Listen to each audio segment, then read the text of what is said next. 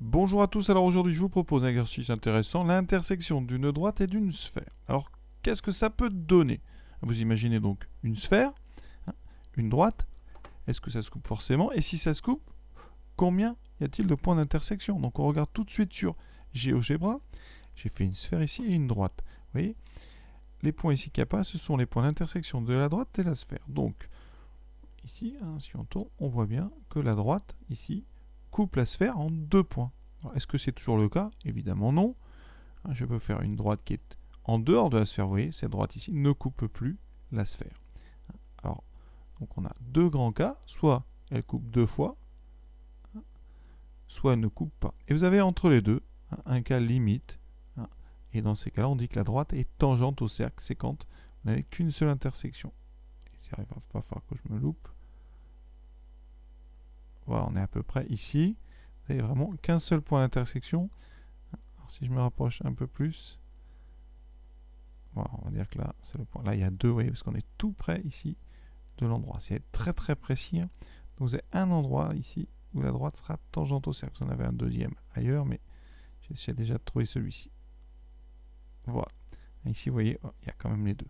Donc, les positions entre une droite et une sphère, c'est donc soit deux points d'intersection, soit un point d'intersection, soit aucun. Et vous allez voir que la méthode pour déterminer ça apparaît claire. Il va vraiment vous montrer pourquoi il y a deux, une ou pas de solution. Pour faire cette intersection, on a besoin d'une représentation paramétrique d'abord de la droite qui nous intéresse. Et ensuite, on aura besoin d'une équation cartésienne de la sphère. Ici, j'ai choisi la droite BC, donc on va aller vite. La droite BC, sa représentation paramétrique pour la faire, il vous faut le vecteur déjà BC. Les coordonnées, c'est coordonnées de C moins coordonnées de B, donc moins 1, moins 1. Moins 2, 3 moins moins 5, ça fait 3 plus 5, 8, moins 1, moins 4, moins 5. Ici, je vais donc écrire directement une représentation. J'écris X, Y et Z. J'écris tout de suite devant coordonnées d'un point de cette droite. Je vais prendre le point B, 1, moins 5, 4. Et ensuite le paramètre T qui appartient à R, dont les coefficients seront les coordonnées du vecteur BC. Donc ça fera moins 2T plus 8T moins 5T. Ensuite, l'équation, une équation cartésienne de la sphère. Vous avez normalement déjà vu ça. Ici, la sphère. Vous aurez x moins l'abscisse de A au carré, plus y moins l'abscisse de A au carré. Là, moins l'ordonnée, pardon, ça fait moins 2, ça fait x, y plus 2, plus z moins l'ordonnée de A, donc z moins 2 au carré. Et là, on met le rayon au carré, c'est un rayon 3, ça me donnera 9.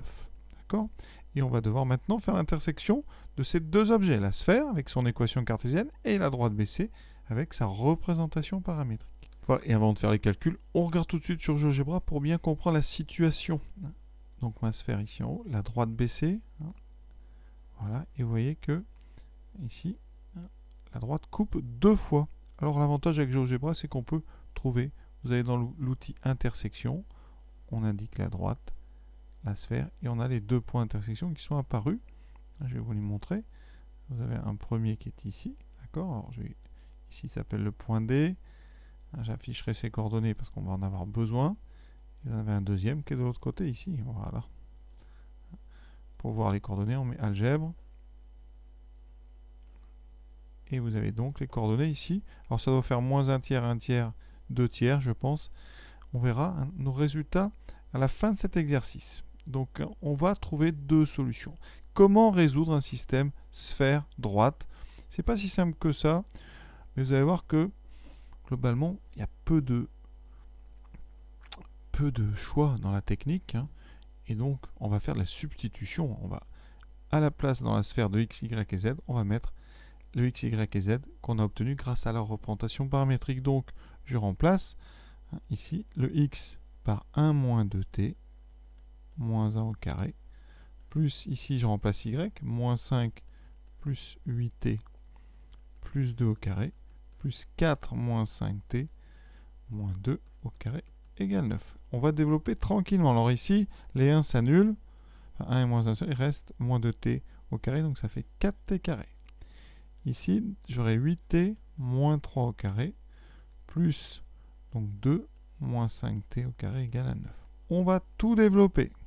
Ça va me donner donc 4t carré plus 8 fois 8, 64t carré moins 48t plus 9 plus 4 moins donc 20t plus 25t carré égale 9.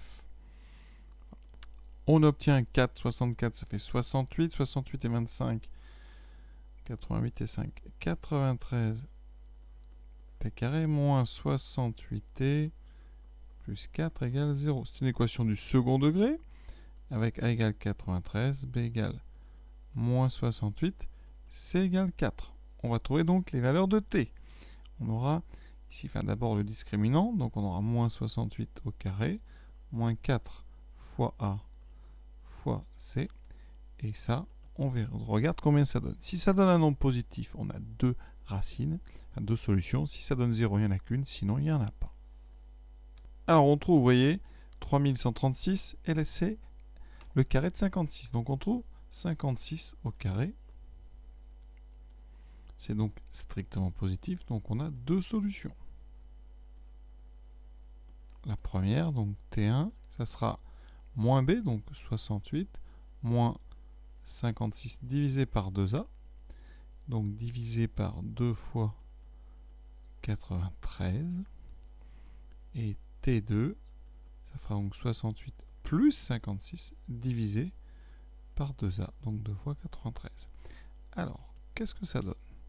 Donc 68 moins 56, ça fait 12.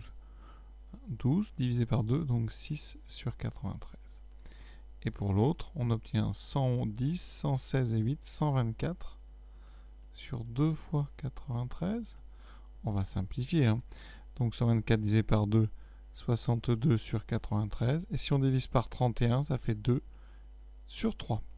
Donc on a deux intersections. Une qui correspond au paramètre t égale 6 sur 93 et l'autre 2 tiers. Et donc ça correspond à deux points. Le premier point A, dont les coordonnées seront x égale donc 1 moins 2 fois 6 sur 93, donc 12 sur 93. Ensuite, moins 5 plus 8 fois 6, 48 sur 93. Et z égale 4 moins 5 fois 6, 30 sur 93. Et notre deuxième point B, de coordonnées, donc ici je remplace par 2 tiers, 1 moins 2 tiers, 1 moins 4 tiers.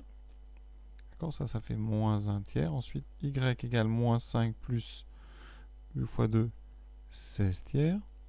Donc ça fait moins 15 plus 16, ça fait 1 tiers. Et z égale 4 moins 5 fois, donc ça fait 5 fois 2, donc 10 tiers. Et donc il me reste 2 tiers. On regarde tout de suite sur GeoGebra si c'est ce qu'on avait à peu près trouvé graphiquement. On avait un premier point, moins 1 tiers, 2 tiers, ça c'est parfait. C'est celui que je viens de trouver en deuxième. Et puis l'autre doit correspondre à notre valeur de t égale 6 sur 93. Donc vous voyez, c'est pas difficile, ça peut être long, donc ça tombe pas souvent. Et quand ça tombe, en général, ça tombe bien juste. On répète. Donc ce qu'on doit faire, c'est prendre donc x, y, z de l'équation, enfin de la représentation paramétrique, et faire de la substitution dans l'équation cartésienne du cercle. Un peu, enfin d'ailleurs exactement comme on fait quand on fait l'intersection plan droite. On fait de la substitution de la représentation paramétrique droite à l'intérieur de la cartésienne. Et on trouve les valeurs du paramètre ici. Vous allez toujours tomber sur une équation du second degré en t, qui peut avoir deux solutions comme c'est le cas-là, et qui peut n'avoir qu'une solution. Dans ce cas-là, on dira que la droite est tangente au cercle. Et sinon, si vous n'avez pas de solution, c'est que la droite et le cercle ne se coupent tout simplement pas. Voilà, en espérant que vous avez bien compris. À très bientôt.